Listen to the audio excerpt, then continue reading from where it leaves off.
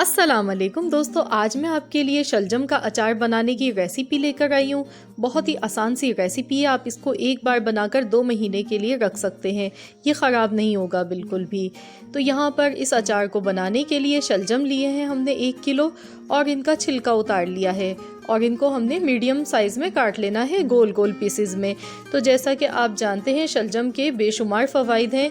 ये हमें बहुत सारी बीमारियों से बचाते हैं। हम हमारे जिगर के लिए, मैदे के लिए बहुत ज़्यादा फ़ायदेमंद होते हैं। ये जिगर को ताकतवर और स्ट्रॉन्ग बनाते हैं। जिगर में पैदा होने वाली बीमारियों को ये ख़त्म करते हैं और मैदे के लिए भी ये बहुत ज़्यादा अच्छे होते हैं क्योंकि ये ज़ूद हज़म होते हैं, जल्दी हज़म हो जाने वाली सब्ज़ी है ये। इसके अलावा जिनको बहुत ज़्यादा जोड़ों में दर्द होता है, पेन होता है महसूस, उनके लिए भी बहुत अच्छे हैं ये। तो कमर का दर्द और गर्दन का जो दर्द होता है जिनको बहुत ज़्यादा, तो वो लोग इसका इस्तेमाल करें। आप इस तरीके से अचार बना के महफूज कर लें और इसको अपने रोज़मर्रा के खाने में डेली यूज़ करें। तो शलजम हमारे लिए बहुत ही ज़्यादा फ़ायदेमंद सब्ज़ी है। इसके अलावा ये हमारी आँखों के लिए भी बहुत अच्छे हैं। जिनको बिनाई का मसला है ना, तो वो लोग भी इसको इस्तेमाल करें। शलजम के तो बेशुमार फ़ायदे हैं कि इस पर अगर मैं आपको बताने लगूंगी तो वीडियो बहुत ज़्यादा हमारी लंबी हो जाएगी। आप जानते हैं कि ईरान में शलजम को गर्दन तोड़ बुखार के लिए भी इसका सूप बनाकर इस्तेमाल किया जाता है।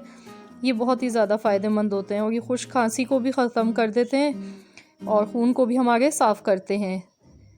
तो देखा आपने शलजम के कितने सारे फ़वाइद हैं, बेशुमार हैं।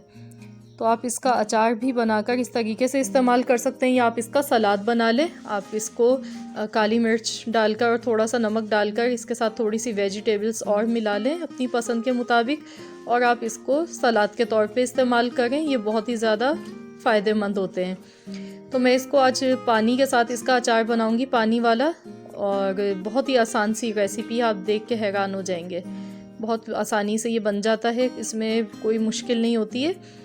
तो यहाँ पर देखिए मैंने शलजम को गोल गोल पीसेस में काट लिया है।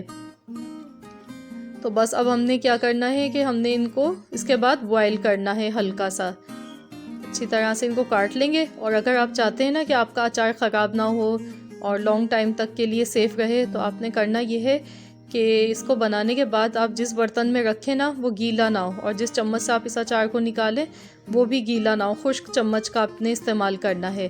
तो मैं आपको सारी टिप्स इसकी बताऊंगी। तो यहाँ पर देखिए हमने शलजम तो काट लिए हैं। तो अब मैंने एक पैन में पानी गर्म होने के लिए रखा है। यहाँ पर पानी बस इतना हम रखेंगे कि शलजम अच्छी तरह से इसमें हमारे डूब जाए। अब हम इसमें शलजम डालेंगे और इस पानी को हमें फेंकना नहीं है। बाज़ लोग क्या करते हैं, शलजम उबालते हैं और जो उसका पानी होता है ना उसको फेंक देते हैं और फिर उसमें नया पानी डालते हैं, लेकिन ऐसा नहीं करना है। क्योंकि अगर आप इसको एक अपनी सेहत के मुताबिक बना रहे हैं तो इसके विटामिन सारे वो ज़ाया हो जाते हैं अगर आप इसका पानी फेंक देंगे। तो इसे कवर कर देंगे और इसको हमने 5 मिनट तक बॉयल करना है। 5 मिनट के बाद बॉयल करके इसको हम ठंडा कर लेंगे। तो देखिए फ्रेंड्स, यहाँ पर 5 मिनट मैंने इनको उबाल लिया, उसके बाद मैंने शलजम को ठंडा कर लिया। अब ये ठंडे हो चुके हैं। तो मैंने देखिए लकड़ी का चम्मच लिया है और ये बिल्कुल खुश्क है। तो अब मैं आपको बताऊंगी इसमें हम क्या चीज़ें इस्तेमाल करेंगे। बहुत ही कम चीज़ों के साथ ये अचार बनता है और बहुत ही ज़्यादा हेल्दी रहता है। बहुत फ़ायदे, बेशुमार फ़ायदे हैं इस अचार के। तो चलिए मैं आपको बताती हूँ। इसमें सबसे पहले हम नमक शामिल करेंगे। नमक आप अपने टेस्ट के मुताबिक डाल लें, अगर कम लगे तो बाद में और भी मिला सकते हैं। 1 चम्मच मैं यहाँ पर कुटी हुई लाल मिर्च का डाल गई हूँ। आधा चम्मच मैंने और डाल दिया है। अब मैं हल्दी डाल गई हूँ आधा चम्मच। इससे हमारे अचार का कलर भी अच्छा रहेगा और ख़राब भी नहीं होगा अचार। अब देखिए मैंने यहाँ पर ये राई दाना लिया है, मैंने इसको हल्का सा पीस लिया है।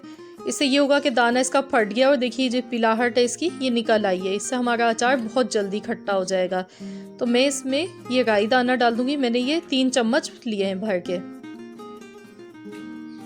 तो आप भी इस तरीके से राई दाना पीस कर डालिएगा ताकि अचार हमारा जल्दी से तैयार हो जाए, वरना फिर इसको 10 से 15 दिन लग जाते हैं खट्टा होने में, सही से काफ़ी टाइम ले लेता है। तो इस तरीके से ही ये डलती है, इसमें राई को पीस कर डाल लें। अब मैंने यहाँ पे लहसुन और अदरक लिया है। 2 चम्मच लहसुन के लिए, 2 चम्मच मैंने अदरक के लिए और मैंने इनको कूट लिया है, दरदरा सा कूट लिया है। इनको पीस के फाइन सा पेस्ट मैंने नहीं बनाया है और मैं इसको मिक्स कर दूँगी। तो बस यही इसके मसाले होते हैं और इस तरीके से ये अचार बनता है। तो ये देखिए हमारे जो अचार में पानी में हमने इतना ही रखा है जितनी हमें ज़रूरत है कि ये बस डूबे रहें इसमें। मैंने बहुत ज़्यादा नहीं रखा है पानी। अब मैंने यहाँ पर इसको सेव करने के लिए मैंने कांच का जार लिया, मैंने इसमें डाल दिया है इस अचार को। इसमें ये ख़राब नहीं होता है, वरना आप मर्तबान में चाहें तो आप उसमें डाल लें। अब इसे कवर कर देंगे और 2 दिन हमने इसको धूप लगा लेनी है। 2 दिन तक इसको आप धूप लगाएं, उसके बाद आप इस अचार को इस्तेमाल करें। ये अचार ख़राब नहीं होगा आपका, ये आराम से 2 महीने तक चलेगा। तो फ्रेंड्स, आई होप कि आपको मेरी आज की ये रेसिपी ज़रूर पसंद आई होगी। अगर आपको मेरी रेसिपी पसंद आई है तो वीडियो को लाइक कीजिए, चैनल पर नए तो चैनल को सब्सक्राइब कर लें। मिलते हैं इंशाअल्लाह ताला बहुत जल्द एक और नई रेसिपी के साथ।